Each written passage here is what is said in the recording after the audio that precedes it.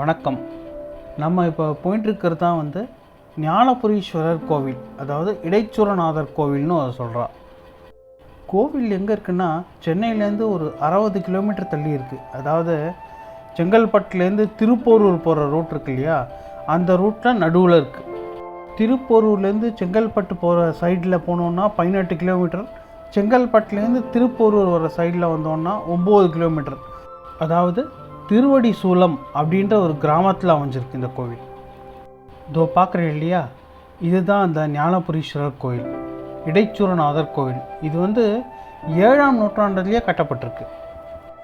கோவிலும் வர வழியும் அப்படியே நல்ல ஒரு மலைப்பாங்கான இடத்துல இருக்கிறதுனால பார்க்குறதுக்கே ரொம்ப ரம்மியமாக இருக்குது. சுற்று வட்டாரம் எல்லாமே வயல்வெளி தான்.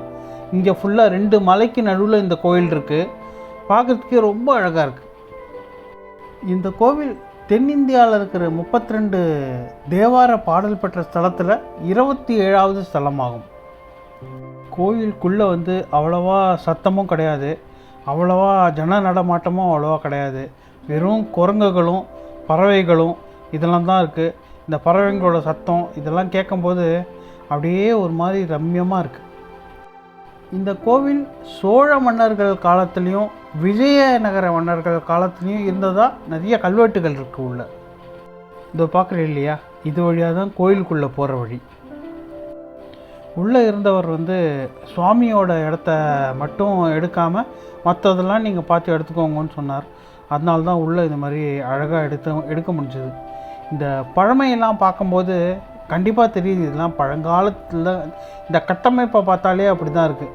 ரொம்ப பழங்கால இதுவாக இருக்குது. நிறைய தூண்கள், நிறைய அந்த காலத்தில் கட்டியிருக்கிற விதம்லாமே பார்த்தாலே சூப்பராக தான் இருக்குது. அது நான் சொன்னால் சொல்லிகிட்டே தான் இருப்பேன். பட்டு நீங்கள்லாம் இங்கே போய் பார்த்தேன்னா நீங்கள் ரொம்ப என்ஜாய் பண்ணலாம். இங்கே கோவிலில் இருக்கிற மூலவர் ஸ்ரீ ஞானபுரீஸ்வரர், அதாவது ஸ்ரீ இடைச்சூரநாதர் அப்படின்னு சொல்கிறா.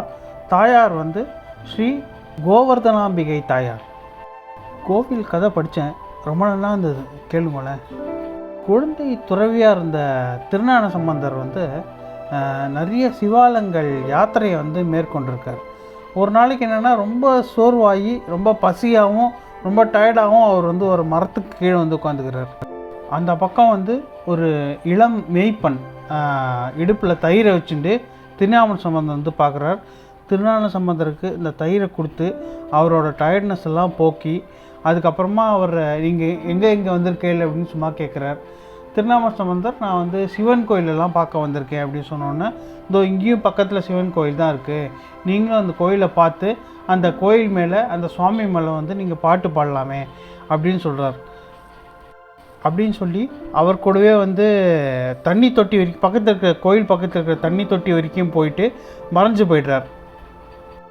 மறைஞ்சதுக்கப்புறமா சிவன் தன்னோட விஸ்வரூபத்தை எடுத்து திருஞான சம்பந்தருக்கு தரிசனம் கொடுக்குறார். அதை பார்த்து ரொம்ப சந்தோஷமான திருஞான சம்பந்தர் அந்த சுவாமியை சுவாமி மேலே ஒரு 10 பாடல் அங்கே தேவார பாடல் அவர் பாடுறார். இடையிலேயே விட்டு சென்றதுனால தான் அவரை இடைச்சூரநாதர் அப்படின்னு சொல்லியே பாட்டு பாடுறார்.